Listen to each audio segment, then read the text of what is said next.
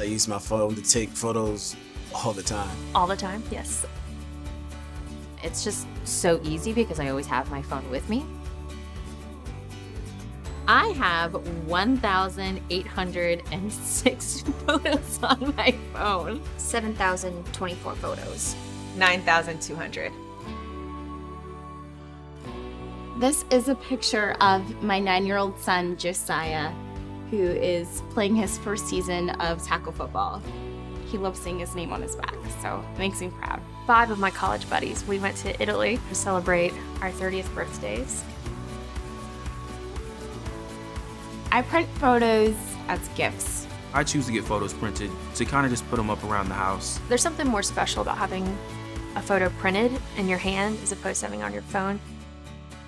Convenience is super important to me.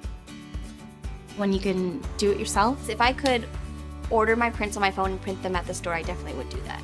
that would be perfect. The idea of ordering pictures and then printing them at the grocery store is great. It's convenient. I am really impressed with the quality of the photo.